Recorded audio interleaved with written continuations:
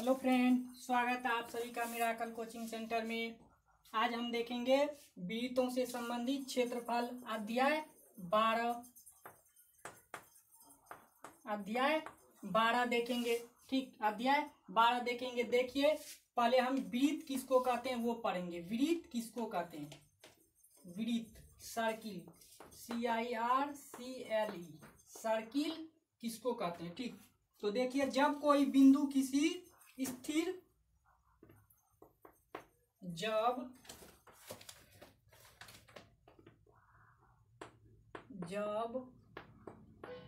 कोई बिंदु किसी स्थिर बिंदु की चारों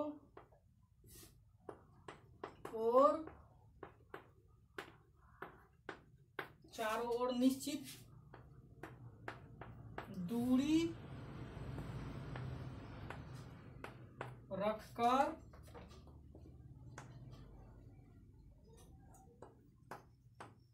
घूमता हो तो उसे वृत्त कहते हैं।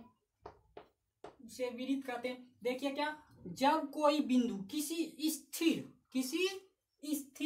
बिंदु की चारों ओर निश्चित दूरी रखकर, मान लिए ये जो है आपको, ये क्या बोला है? जब कोई बिंदु किसी स्थिर, ये मान लिए एक बिंदु है, ये एक बिंदु है। ठीक, यहाँ से आपको जो है ये कोई दूरी मान लिए, यहाँ से ये जो है एक निश्चित दूरी रख करके जब घूमता है तब जो ये गोला बनता है, ये जो आपको एक सर्किल टाइप का बनता है। ठीक, इसी को क्या कहते हैं?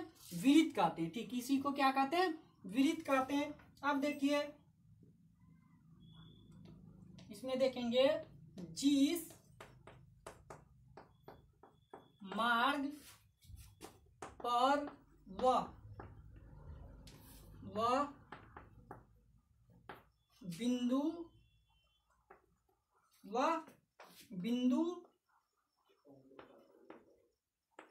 घूमता है, ठीक, घूमता है, उसे वृत्त की परिधि कहते हैं। ठीक, ये देखिए, जिस मार्ग पे ये जो है, जिस मार्ग पे ये घूम रहा है, उसको क्या कहते हैं? वृत्त की परिधि कहते हैं। ठीक, इस मार्ग पे ये घूम रहा है तो इसको क्या कहेंगे? वृत्त की परिधि। ठीक, उसको वृत्त की परिधि कहेंगे। अब देखिए, वृत्त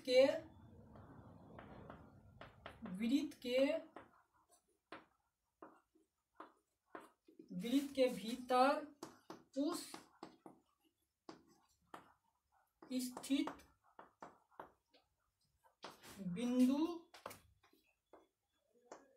को वृत्त का केंद्र कहते हैं। ठीक, ये देखिए, आपको ये जो है कोई निश्चित बिंदु मान करके, ये आपको कोई निश्चित बिंदु मान करके जो इसको हम घुमाए हैं तो ये क्या हो जाएगा? वृत्त का, ये जो है वृत्त के भीतर है, और ये जो है स्थिर है, इसको जो हम मान करके इसको घुमाए हैं, ये वृत्त का क्या हो जाएगा? केंद्र हो जाएगा। ठीक, इसी को क्या कहेंगे? वृत्त का केंद्र कहेंगे। ठीक, इसको क्या कहेंगे? वृत्त का केंद्र। ठीक, तो वो हो गया वृत्त का केंद्र। अब देखिए, आगे देखते हैं वृत्ताकार क्षेत्र किसको कहते हैं? ठीक,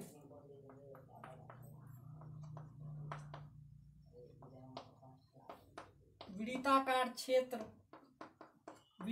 क्षेत्र किसको कहेंगे? ठीक, तो sir, CIRCULAR, circular area, AREA, area, circular area किसको कहेंगे? वृत्ताकार क्षेत्र किसको कहेंगे? ठीक, वृत्त एवं वृत्त के अंदर घिरे क्षेत्र, वृत्त एवं वृत्त के अंदर घिरे क्षेत्र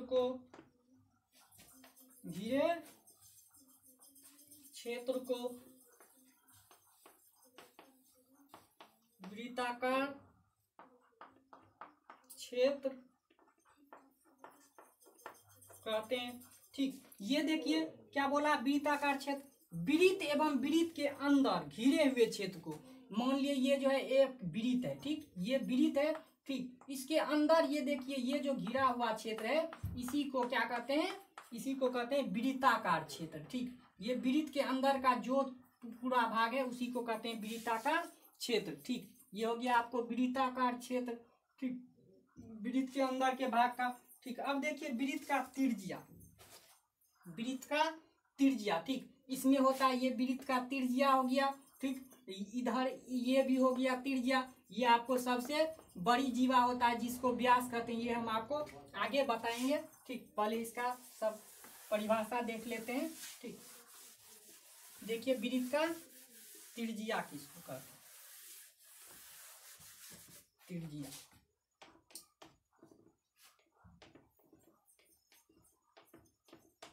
त्रिज्या रेडियस, RADIUS रेडियस। ठीक, केंद्र के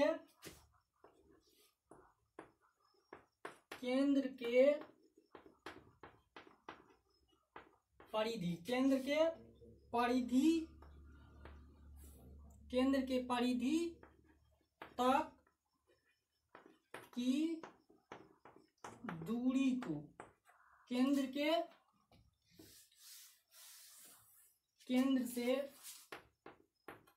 से परिधि तक की दूरी को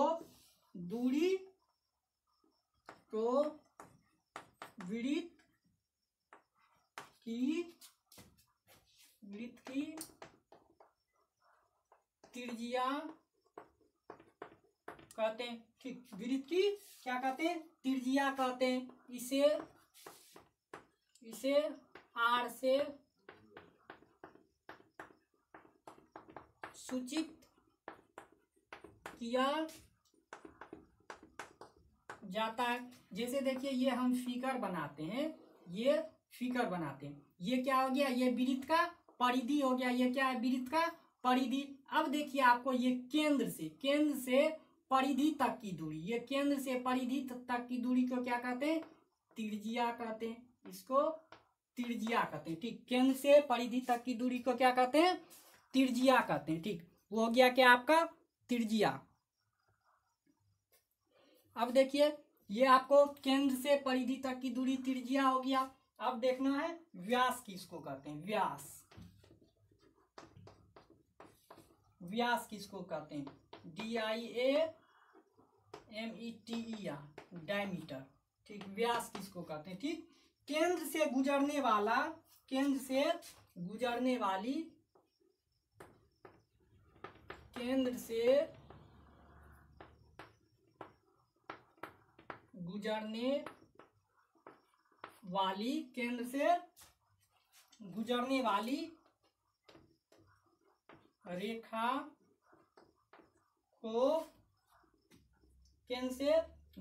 वाली रेखा को जो दोनों ओर वृत्त की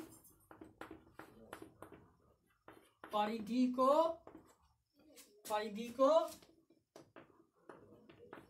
स्पर्श करता हो उसे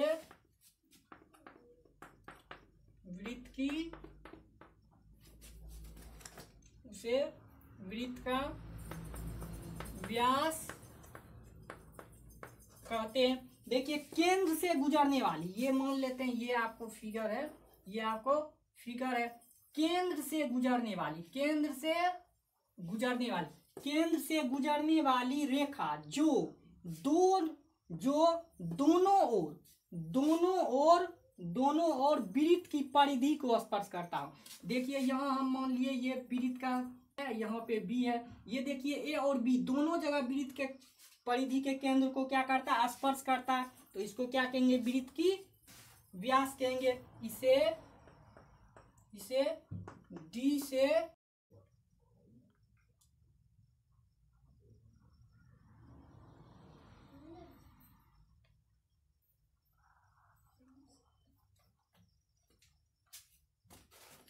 अब देखिए आगे देखते हैं, आगे देखते हैं। अब देखेंगे केंद्र। केंद्र किसको कहते हैं, केंद्र CENTRE सेंटर। ठीक, वृत्त के मध्य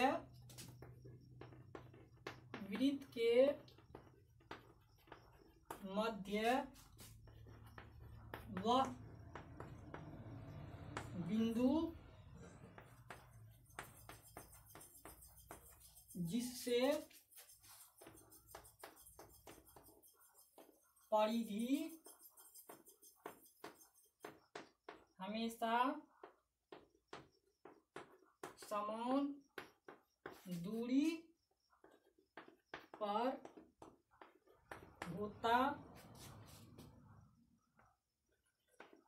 हो, उसे केंद्र कहते हैं। जैसे देखिए ये फिगर है। ठीक, क्या बोला, वृत्त के मध्य वह बिंदु जिससे परिधि हमेशा समान दूरी पे रहता है। ये देखिए यहाँ से भी आपको सेम है। ठीक, यहाँ से भी सब जगह से आपको ये जो परिधि सेम दूरी पे ही है, तो इसको कहते हैं केंद्र। ठीक, उसको केंद्र कहते हैं। अब आगे देखिए, आगे देखते हैं। ठीक,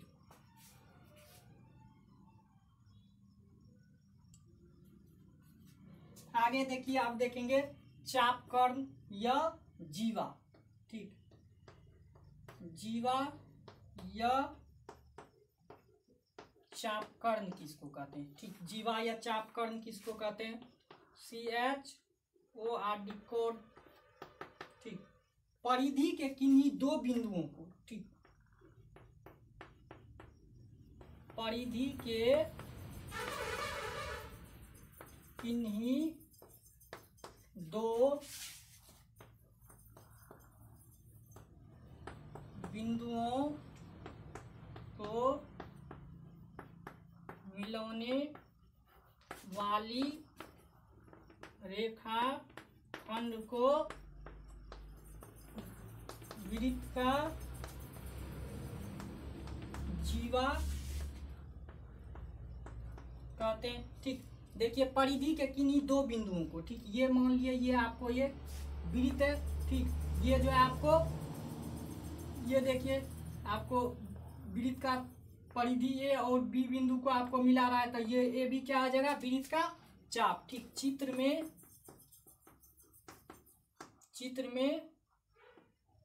ए बी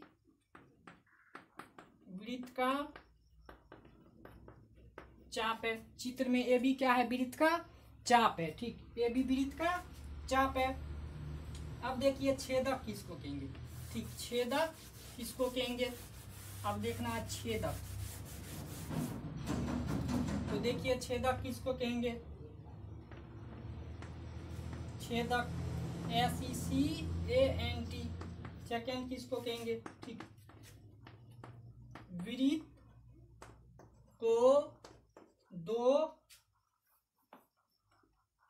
को दो बिंदुओं पर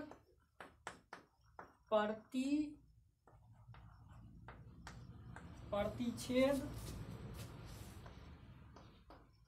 करने वाली रेखा को छेदक कहते हैं। जैसे देखिए ये आपको एक वृत्त है। ठीक, ये केंद्र हो गया। ठीक, ये केंद्र हो गया। यहाँ से क्या करता है, आपको ए बी रेखा क्या करता है, वृत्त को ये आपको प्रतिच्छेद कर देता। ठीक, ये आपको क्या हो जाएगा, छेदक हो जाएगा। यही हो जाएगा छेदक। ठीक, वो हो जाएगा आपको छेदक। तो देखिए चित्र में ए बी छेदक है। चित्र में ए बी क्या है? छेदक है। ठीक, चित्र में ए बी आपको छेदक है। अब देखिए केंद्रीय कोण किसको कहते हैं। ठीक, ये केंद्र था। अब देखना है केंद्रीय कोण किसको कहते हैं। ठीक, देखिए केंद्रीय कोण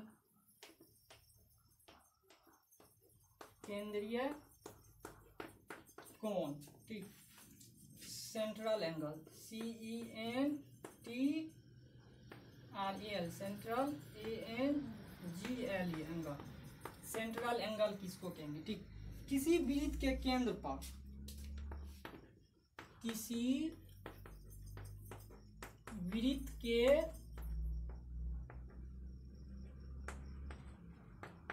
केंद्र पर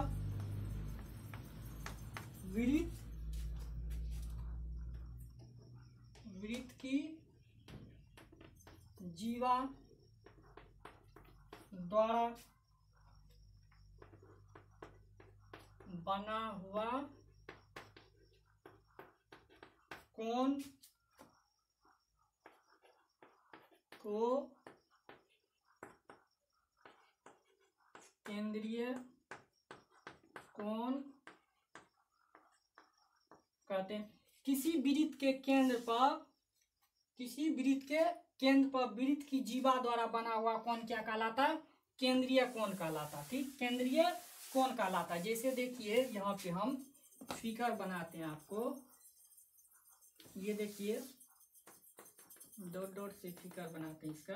ठीक, ये आपको देखिए ये इसका ओ केंद्र हो गया, ये आपको इसका कोण ये थीटा हो गया।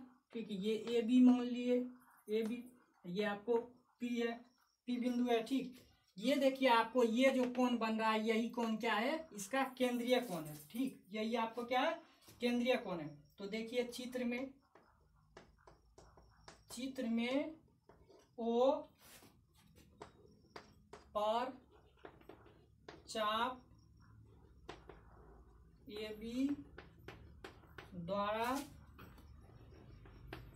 बना कोण, ए बी द्वारा बना कोण आपको क्या है? कोण AOB, कोण AOB बराबर क्या है? थीटा। ठीक, AOB बराबर क्या है? Theta degree. ये आपको थीटा डिग्री है। ठीक, अब देखिए आपको यदि थीटा ग्रेटर देन 180 डिग्री हो तब क्या हो जाएगा आपको? ए बी चाप को लघु चाप और बी ए चाप को दीर्घ चाप कहते हैं। ठीक, ए बी चाप को क्या कहेंगे? ये जो है आपको ये देखिए ए बी चाप जो है इसको कहेंगे लघु चाप। ये ए बी जो है ये लघु चाप हो जाएगा, और ये जो है बी ए जो है ये आपको क्या हो जाएगा? दीर्घ चाप हो जाएगा। ठीक, ये आपको दीर्घ चाप हो जाएगा। चलिए आगे देखते हैं। ठीक,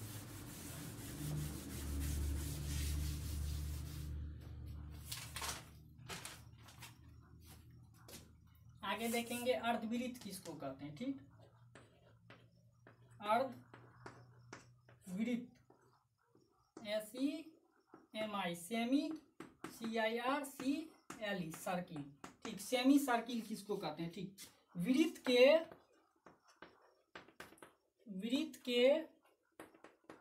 व्यास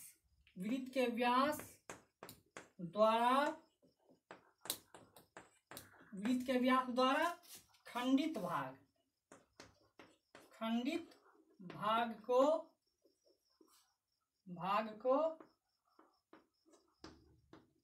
अर्धवृत्त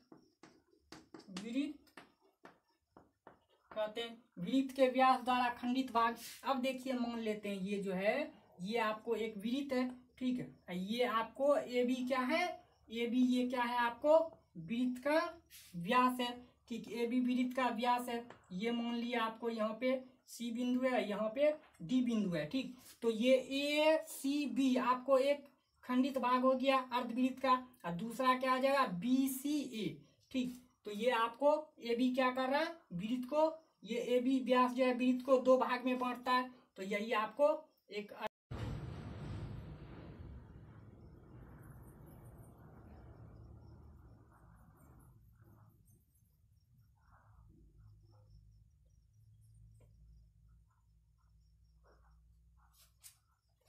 तो ये वृत्तखंड किसी चापकर्ण एवं उसके चाप से घिरा हुआ क्षेत्र क्या कहलाता है वृत्तखंड। अब त्रिज्यखंड किसी वृत्त का वह भाग जो दो त्रिज्याओं एवं उसके बीच के चाप से घिरा हो। तो ये देखिए आपको ए ओ एक त्रिज्या है और ओ बी एक त्रिज्या है, ठीक है। ये ए बी एक चाप से घिरा हुआ, तो ये आपको क्या हो गया त्रिज्यखंड हो गया, ठीक। त्रिज्यखंड हो गया। अब देखना है चक्रीय चतुर्भुज किसको कहते हैं, चक्रीय चतुर्भुज किसको कहते हैं। देखिए चक्रीय चतुर्भुज,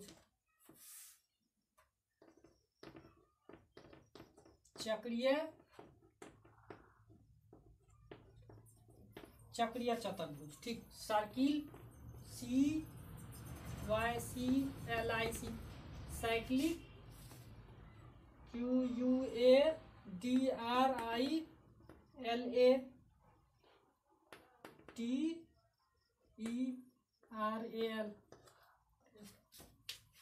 तो ये देखिए जिस चतुर्भुज के सभी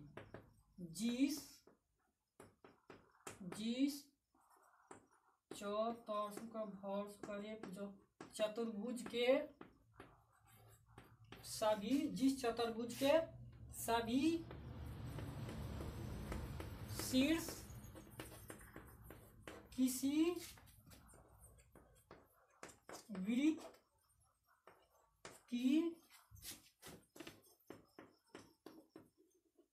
वृत्त की परिधि पर हो उसे चक्रीय चतुर्भुज कहते हैं। जैसे देखिए ये एक वृत्त है, ठीक। ये एक वृत्त है, यहाँ पे देखिए एक चतुर्भुज खींचते हैं। ये देखिए इसका जो है चार शीर्ष है, चारों शीर्ष क्या है यहाँ पे ए बी सी डी, ये क्या है ये देखिए परिधि पे ही चारों शीर्ष है। चारों शीर्ष जब किसी भी चतुर्भुज का यदि चारों शीर्ष वृत्त के शीर्ष पर हो, वृत्त के परिधि पर हो, तो उसको क्या कहते हैं चक्रीय चतुर्भुज, उसको कहते हैं, उसको क्या कहते हैं चक्रीय चतुर्भुज कहते हैं, ठीक। अब चलिए आगे देखते हैं, ठीक।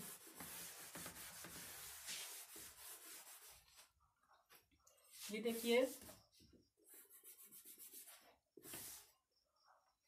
ये मान लीजिए एक कोई राशि है, इस रस्सी को पकड़ करके यदि हम घुमाए तो एक सर्किल बनेगा, ठीक। ये सर्किल बनेगा। यदि इसको जितना लंबाई ये है उतना ही लंबाई ये है, ठीक। ये पूरा लंबाई से यदि हम ये पूरा जो घुमा हुआ इस भाग में भाग देते हैं तो क्या होता है यूनानी अक्षर पाई प्राप्त होता है, ठीक। ये पूरा परिधि में जब हम ये व्यास से भागा देते हैं, ये त्रिज्या है, ये पूरा क्या है आपको व्यास है, ये पूरा भाग व्यास है, ये आपको परिधि है, जब परिधि ये पूरे परिधि में हम ये व्यास से भागा देते हैं तो एक यूनानी अक्षर हमको क्या प्राप्त होता है पाई प्राप्त होता है। तो देखिए यहाँ पे वृत्त की परिधि बटे वृत्त का व्यास बराबर क्या आ जाएगा एक पाई होगा, ठीक। तो देखिए वृत्त की परिधि बराबर क्या आ जाएगा, वृत्त की परिधि बराबर क्या आ जाएगा, वृत्त की परिधि बराबर क्या आ जाएगा पाई गुना व्यास हो जाएगा। तो यहाँ देखिए, यहाँ पे वृत्त का व्यास जो है, व्यास, वृत्त के व्यास को हम d से सूचित करते हैं। तो यहाँ देखिए व्यास, ये पूरा भाग व्यास है, यहाँ से यहाँ तक ये त्रिज्या r है, यहाँ से यहाँ तक भाग ये त्रिज्या r है। तो r प्लस r यानी d बराबर क्या हो जाता है आपको 2r, d बराबर क्या हो जाता है 2r हो जाता। तो यहाँ देखिए आपको ये क्या हो जाएगा पाई गुना d, यानी यह हो जाएगा पाई d। तो d का वैल्यू रख दीजिए पाई गुना 2r, तो ये 2 पाई r, 2 पाई r हो गया। वृत्त का परिधि क्या हो गया 2 पाई r। तो अब देखिए यहाँ जो ये पाई आया है, पाई का जो है मान, ठीक, पाई का जो मान है भारत के महान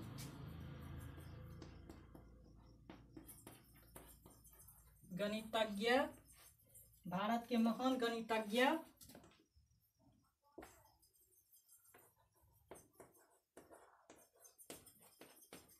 आर्यभट्ट के अनुसार पाई का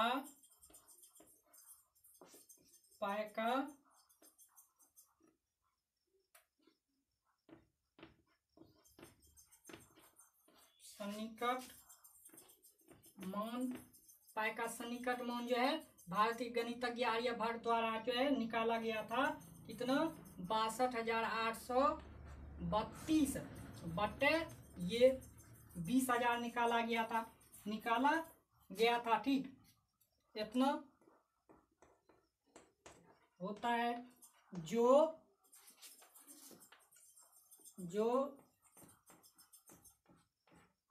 लगभग आपको 3.1416 के बराबर होता है। ये कब निकाला था, ठीक, ये आपको कब निकाला था, तो ये आपको जो है, ये आपको 476 ईस्वी से 550 ईस्वी पूर्व, यानी पहले ही ये वैल्यू निकाला था, ठीक, ये आपको 476 ईस्वी से 550 ईस्वी पूर्व ही इसका वैल्यू निकाला था। अब दूसरा गणितज्ञ जो है, दूसरा गणितज्ञ भी आया था और वो भी जो है आपको पाई का वैल्यू को निकाला था, ठीक, दूसरा गणितज्ञ जो है, दूसरा गणितज्ञ आया था और वो भी पाई का मान निकाला था। तो पाई पहले जो है पाई 1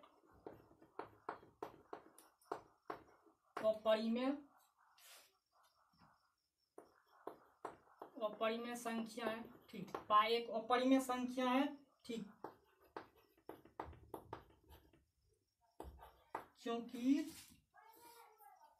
क्योंकि इसका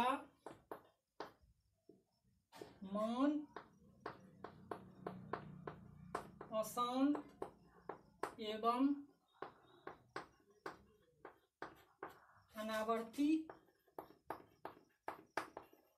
होता है, ठीक, अनावर्ती होता है।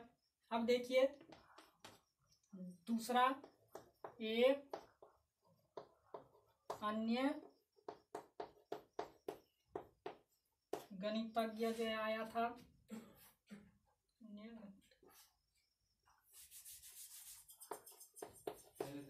भारत के गणितज्ञ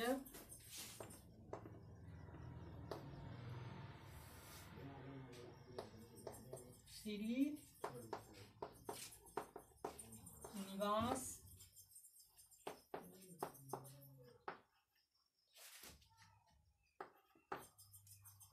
ये जो है दूसरा गणितज्ञ जब आया था, तो ये जो है सर्वसमीका का प्रयोग करके, सर्वसमीका का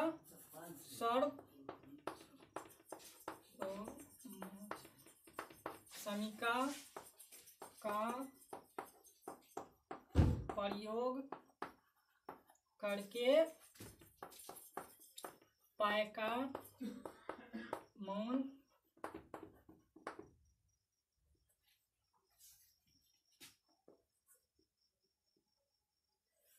पाई का मान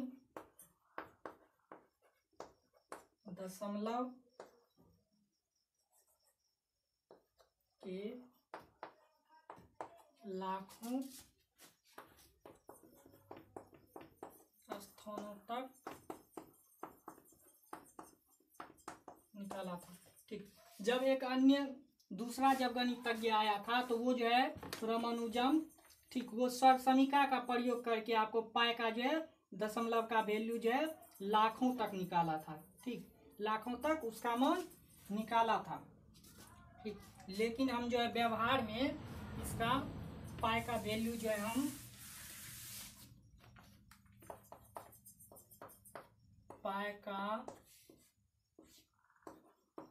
मान व्यवहारिक रूप से 22/7 या 3.14 का ही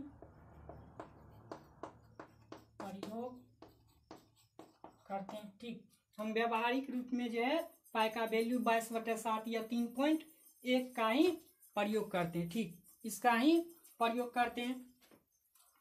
अब देखिए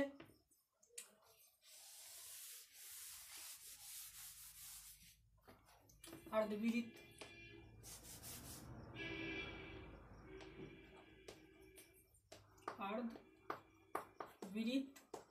की परिधि, अर्धवृत्त की परिधि, तो ये पूरा वृत्त का परिधि हम निकाले थे क्या 2πr। तो ये देखिए आपको आधा वृत्त, ये आपको आधा वृत्त का निकालना है, ये आपको आधा वृत्त है। ठीक, इसका परिधि निकालना, तो ये पूरा वृत्त का परिधि आपको क्या हो जाता था 2πr। तो पूरा वृत्त का परिधि क्या होता था 2πr, तो आधा है तो उसमें क्या करना 2 से भागा देना। 2 से भागा देने के बाद ये देखिए आपको ये जो है आपको व्यास बच जाता है ऊपर वाला भाग, तो ये क्या हो जाएगा आपस में जुटेगा, तो ये क्या हो जाएगा 2πr/2 प्लस ये आपको ये व्यास जुट जाएगा, तो ये 2r, ये कट जाएगा, इसमें कॉमन क्या चले आएगा r कॉमन चले आएगा, तो क्या बच जाएगा पाई प्लस 2। तो ये हो गया आपको अर्धवृत्त की परिधि। अर्धवृत्त की परिधि क्या आ जाएगा r इंटू पाई प्लस 2, ये आपको अर्धवृत्त की परिधि निकल गया। अब देखिए क्षेत्रफल,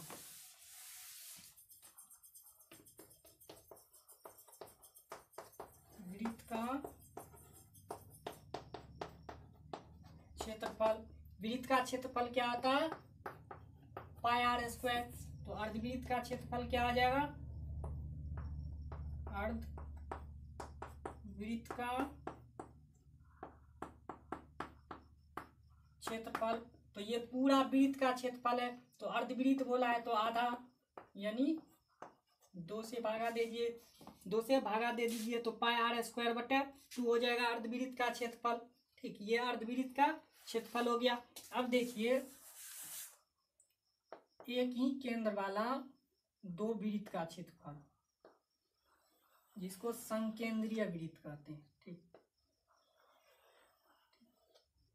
ये देखिए इसका एक ही केंद्र है। ठीक, इसका एक ही केंद्र O है। ठीक, इसको कहते हैं हम वलय। ठीक, इसको वलय कहते हैं। ये वलय के आकार का है।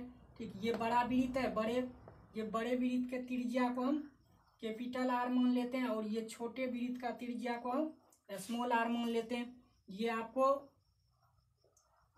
A है, ये इसका परिधि B है, इसका A है। ठीक, तो ये देखिए इसका वलय का क्षेत्रफल पूछे या संकेंद्रीय वृत्त का क्षेत्रफल बोले तो दोनों क्या होता सेम होता। ठीक, तो वलय का क्षेत्रफल या संकेंद्रीय वृत्त का क्षेत्रफल, तो ये क्या आ जाएगा आपको बड़े वृत्त का क्षेत्रफल, बड़े वृत्त का क्षेत्रफल माइनस ये देखिए बड़े वृत्त का क्षेत्रफल में से ये छोटे वृत्त का क्षेत्रफल घटा दीजिएगा तो ये आपको ये जो खाली वाला जगह है गोले के आकार का इसका क्षेत्रफल बच जाएगा। तो ये क्या हो जाएगा, छोटे वृत्त का क्षेत्रफल। तो बड़े वृत्त का क्षेत्रफल क्या हो जाएगा आपको, बड़े वृत्त का त्रिज्या क्या है, कैपिटल आर, तो पाई बड़का आर स्क्वायर माइनस पाई छोटका आर स्क्वायर। तो ये क्या आएगा, इसमें कॉमन पाई कॉमन चले आएगा तो ये हो जाएगा बड़का आर स्क्वायर माइनस छोटका आर स्क्वायर। तो ये क्या हो जाएगा, पाई इंटू इसको लिख सकते हैं ए स्क्वायर माइनस बी स्क्वायर है, तो इस तरह से भी लिख सकते हैं इसको। तो ये हो गया आपको वलय का क्षेत्रफल या संकेंद्रीय वृत्त का क्षेत्रफल। ठीक, आज इस क्लास में हम इतना ही देखेंगे। ठीक, नेक्स्ट क्लास में जो है हम त्रिज्यखंड का क्षेत्रफल वृत्तखंड का क्षेत्रफल वो पढ़ेंगे। ठीक, यदि वीडियो अच्छा लगा है तो लाइक कीजिएगा, शेयर कीजिएगा और चैनल को सब्सक्राइब करना मत भूलिएगा। आज के लिए इतना ही, थैंक यू। बीडीए, ये ए सी बी चाप और बी डी ए चाप, ये बी डी ए चाप आपको क्या हो जाएगा, दोनों आपको क्या हो जाएगा, अर्धवृत्त हो जाएगा। ठीक, अर्धवृत्त है। ठीक, ये आपको दोनों क्या हो गया, ए सी बी और बी डी ए, ये दोनों आपको अलग अलग दो भाग में, ये जो व्यास है आपको ये वृत्त को दो भाग में बांटता है। तो ये ए सी बी एक हो गया आपको अर्धवृत्त, एक बी डी ए आपको अर्धवृत्त हो गया। तो ये आपको दो अर्धवृत्त हो गया। ठीक, दो अर्धवृत्त हो गया। चलिए आगे आगे देखते हैं और आगे देखते हैं किसको कहते हैं वृत्तखंड। 6 में देखना वृत्तखंड।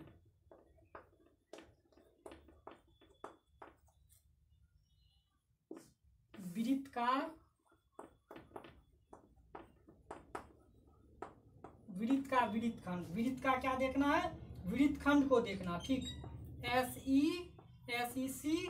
SECTOR sector of circle, CIRCLE circle, sector of circle, यानी वृत्त का क्या देखना है, वृत्तखंड को। ठीक,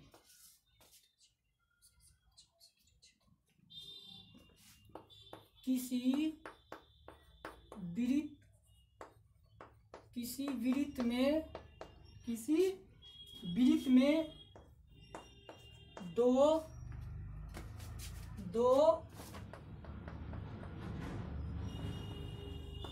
त्रिज्याओं एवं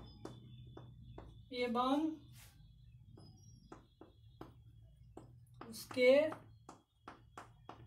संगत चाप से घिरे हुए क्षेत्र को। ठीक, किसी वृत्त में दो त्रिज्याओं एवं उसके संगत चाप से घिरे हुए क्षेत्र को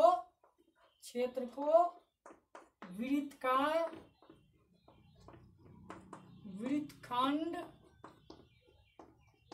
कहते हैं। ठीक, जब किसी वृत्त में त्रिज्याओं एवं उसके संगत चाप से घिरे हुए क्षेत्र हो तब उसको क्या कहेंगे, वृत्तखंड कहेंगे। जैसे देखिए यहाँ पे हम आपको ये फिगर बनाते हैं, ये आपको फिगर बनाए, इसका ये केंद्र हो गया। ठीक, ये आपको ये ओ केंद्र हो गया, ये ए बी। ठीक, तो ये देखिए आपको ये जो है आपको ये संगत चाप जो है किसी वृत्त में दो त्रिज्याओं एवं उसके संगत दो त्रिज्या, एक त्रिज्या ये हो गया और एक त्रिज्या ये हो गया और संगत चाप से घिरे हुए। ये देखिए इसी के साथ इसका संगत यानी इसी के साथ में है संगत चाप से घिरे हुए क्षेत्र को, ये जो संगत चाप से घिरा हुआ जो क्षेत्र है इसी को क्या कहते हैं आपको, वृत्तखंड। ये क्या हो जाएगा आपको, वृत्तखंड। ये पूरा हो गया दीर्घ वृत्तखंड, ये हो गया लघु वृत्तखंड। ठीक, त्रिज्यखंड, ये आपको त्रिज्यखंड क्या लिख दिया यहाँ पे, वृत्त का यहाँ पे त्रिज्यखंड होगा। वृत्त का त्रिज खंड, त्रासी का जयस खंसाडो त्रिज खंड। ठीक, ये आपको त्रिज खंड का परिभाषा है।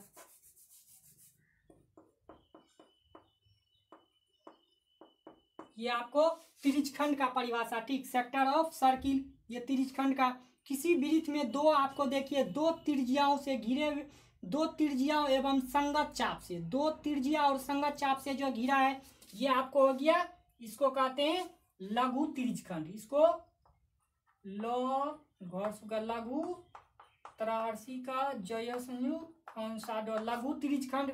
ये हो जाएगा आपको दीर्घ त्रिज खंड, दीर्घ त्रिज खंड। ये हो गया आपको दीर्घ त्रिज खंड। ठीक है, ये हो गया लघु त्रिज खंड। तो ये देखिए आपको क्या आ जाएगा, ये आपको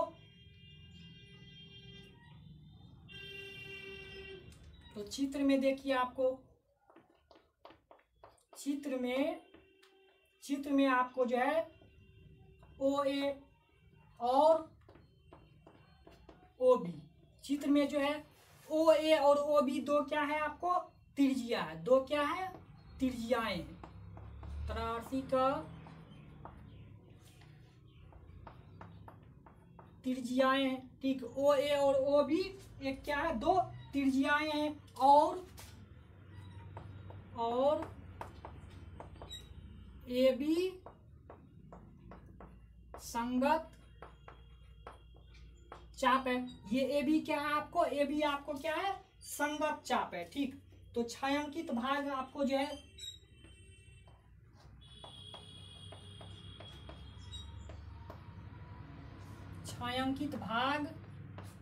छायांकित भाग आपको क्या हो जाएगा यहाँ पे, ये आपको ए ओ बी जो है आपको क्या आ जाएगा छायांकित भाग। ठीक, ये आपको ओ ए बी आपको क्या हो जाएगा ओ ए बी, ये आपको त्रिज्यखंड हो जाएगा। ये आपको त्रिज्यखंड। ठीक, ये आपको क्या है त्रिज्यखंड है। ओ ए बी ये छायांकित भाग जो है, ये आपको छायांकित भाग ये जो है ये आपको लघु त्रिज्यखंड हो जाएगा, और ये आपको दीर्घ त्रिज्यखंड हो जाएगा। तो दो त्रिज्याओं के बीच कोण अर्थात ये जो है आपको त्रिज्यखंड हो जाएगा। यदि देखिए आपको इसी में यदि आपको इस तरीका से रहे तब क्या हो जाता है, यदि आपको यहाँ पे कोण ए ओ बी से बड़ा हो, यदि 180 डिग्री तब क्या आ जाता है, तब त्रिज्यखंड ओ ए पी, यहाँ पे मान लिया ये पी बिंदु है, ये यहाँ पे सी बिंदु है, ये पी बिंदु है। तब ओ ए पी बी को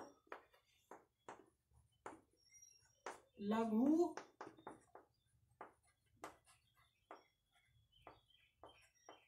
त्रिज्यखंड और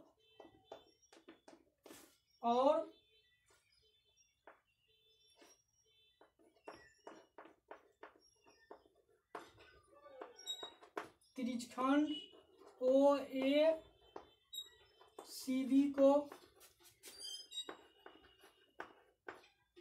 दीर्घ या गुरु या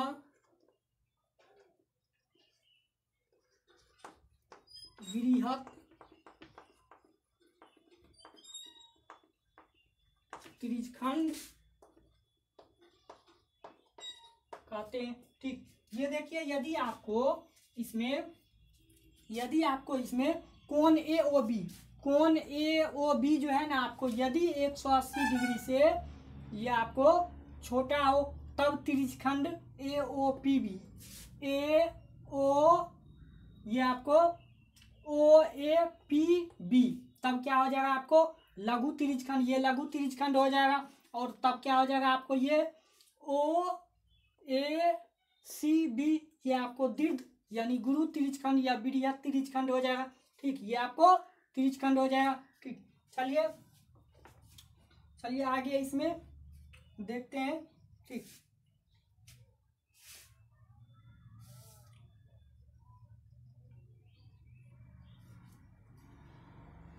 चित्र में देखिए, यहाँ पे आपको चित्र में आपको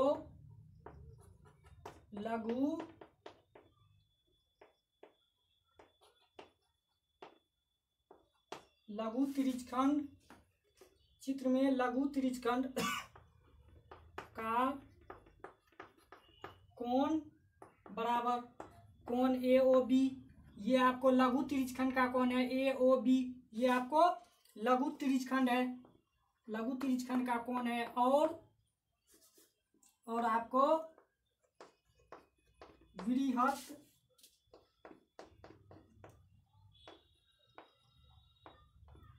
त्रिज्यखंड का कोण, बृहत त्रिज्यखंड का कोण क्या हो जाएगा आपको, बृहत त्रिज्यखंड का कोण। तो ये वृत्त के केंद्र पर 360 डिग्री का कोण बनता है। ठीक, वृत्त के केंद्र पर 360 डिग्री का कोण बनता है, माइनस क्या हो जाएगा ए ओ बी। तो ये आपको बृहत त्रिज्यखंड का क्षेत्रफल, बृहत त्रिज्यखंड का कोण क्या हो जाएगा, ये लघु त्रिज्यखंड का कोण माइनस 360 डिग्री में से क्या करेंगे, ये लघु त्रिज्यखंड के कोण को घटा देंगे तो क्या हो जाएगा आपको बृहत त्रिज्यखंड का कोण निकल जाएगा। ठीक, बृहत त्रिज्यखंड का कोण निकल जाएगा। चलिए आगे देखते हैं वृत्तखंड किसको कहते हैं। ठीक, वृत्तखंड किसको कहते हैं, ये आपको क्या हो जाएगा 7वां पॉइंट हो जाएगा। ठीक, ये आपको 7वां पॉइंट हो जाएगा। तो चलिए 7वां में क्या हो जाएगा आपको वृत्तखंड। अब देखना वृत्त का वृत्तखंड। ठीक, वृत्त का वृत्तखंड देखना, वृत्त का त्रिज्यखंड को देख लिए, वृत्त का वृत्तखंड को देखना। तो देखिए SEGMENT, segment of circle, segment of a circle, CIRCLE, segment of a circle. तो ये देखिए आपको इसका फिगर हम यहाँ बनाते हैं, ये आपको ये फिगर है, इसका ये फिगर है। यहाँ पे हम ये जो है आपको वृत्त का चाप है, ये वृत्त का चाप है, इसको मान लिया हम, यहाँ एक D बिंदु है, यहाँ एक C बिंदु है, इसको A इसको B मान लेते हैं। ठीक, ये हो गया आपको दीर्घ वृत्तखंड। ये जो है आपको ये वाला भाग जो है ये हो गया आपको लघु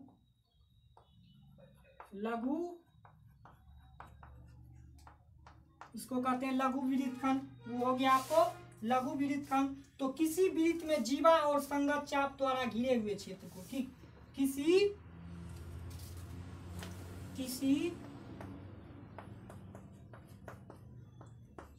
वृत्त में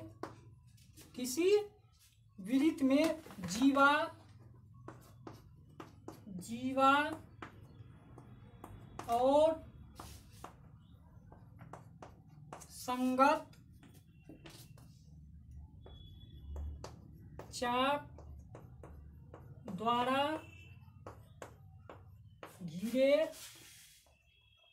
द्वारा घिरे हुए क्षेत्र को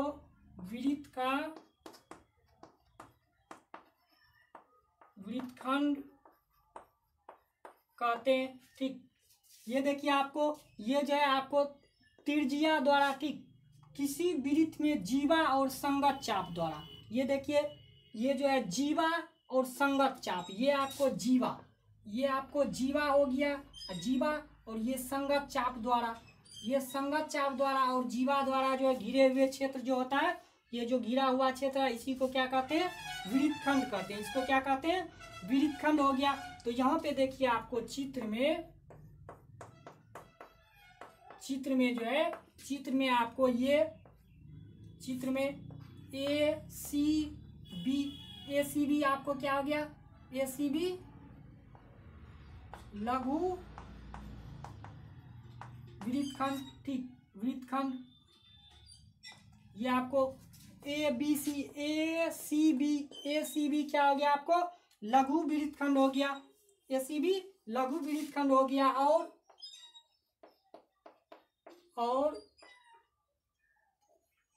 और ये देखिए ए डी बी क्या हो गया आपको, दीर्घ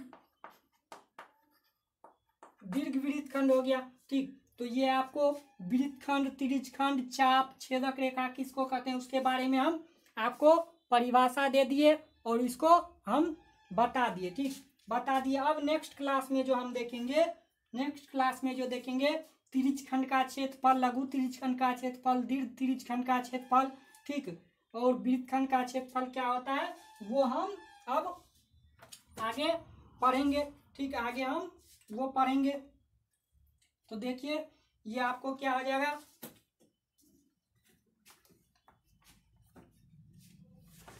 ये जो है इसको यदि हम निकालेंगे इसके क्षेत्रफल को, तो ये आपको क्या हो जाता, दिखा ही देते हैं इसी में इंट्रोडक्शन क्लास में। ये क्या हो जाएगा आपको,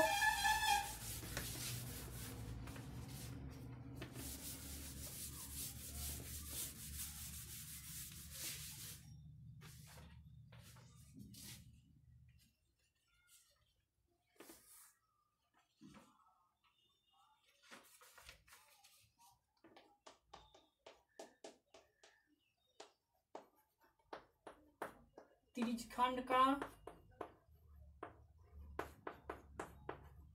क्षेत्रफल बराबर, तिर्यकखंड का क्षेत्रफल बराबर क्या हो जाएगा आपको, तिर्यकखंड, पहले तिर्यकखंड का चाप देख लीजिए, तिर्यकखंड के चाप की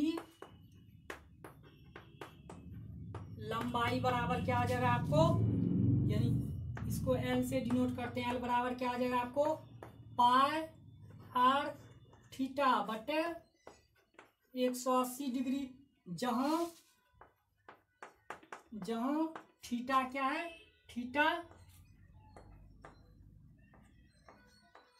केंद्रीय कोण है, जहां थीटा आपको क्या है, केंद्रीय कोण है। दो में देखिए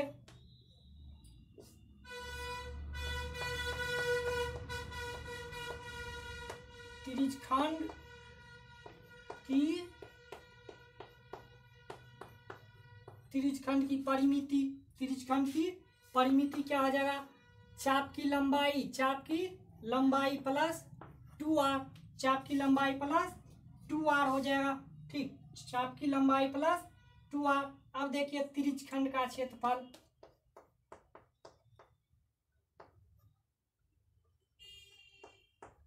तिर्यकखंड का क्षेत्रफल बराबर क्या आ जाएगा, लघु तिर्यकखंड का क्षेत्रफल, लघु तिर्यकखंड का, लघु तिर्यकखंड का क्षेत्रफल बोले या तिर्यकखंड का क्षेत्रफल, तो ये क्या हो जाता है आपको, ये आपको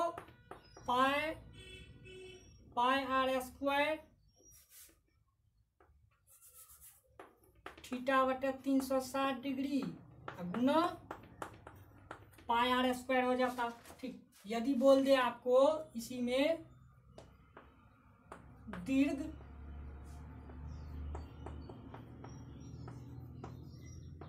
तिर्यकखंड का क्षेत्रफल, यदि बोल दे आपको दीर्घ तिर्यकखंड का क्षेत्रफल क्या होगा, दीर्घ तिर्यकखंड का क्षेत्रफल क्या होगा, तो ये क्या हो जाएगा आपको, दीर्घ तिर्यकखंड का क्षेत्रफल बराबर, दीर्घ तिर्यकखंड का क्षेत्रफल यदि बोल दे आपको निकालने के लिए, तो ये आपको क्या करना, वृत्त के क्षेत्रफल में से उसको घटा देना है, तो वो निकल जाएगा आपको लघु वृत्तखंड का क्षेत्रफल।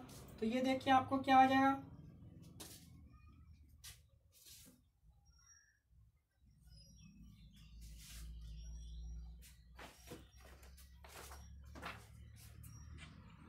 थोड़ी सी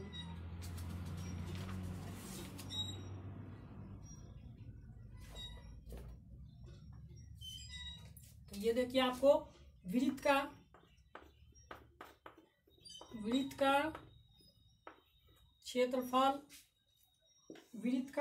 क्षेत्रफल माइनस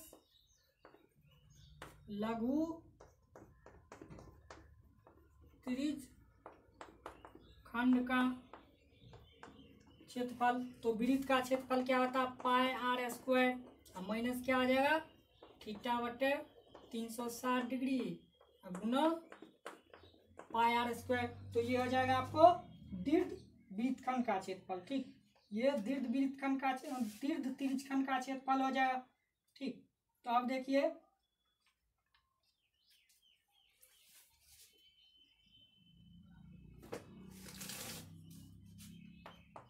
वृत्तखंड का क्षेत्रफल,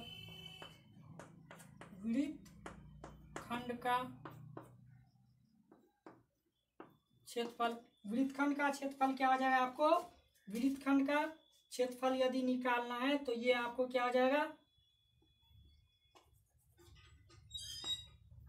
थीटा बटे 360 डिग्री गुना pi R square minus 1/2 R square sine theta. ठीक, ये हो जाएगा आपको वृत्तखंड का क्षेत्रफल। ठीक, आज के लिए इतना ही। अब नेक्स्ट क्लास में जो है हम सब देखेंगे सवाल को, और जो सूत्र आपको थोड़ा बच गया है उसको हम उसमें बता देंगे। ठीक, यदि अच्छा लगा है तो वीडियो को लाइक कीजिएगा और शेयर करना मत भूलिएगा, चैनल को सब्सक्राइब कर लीजिएगा। Thank you.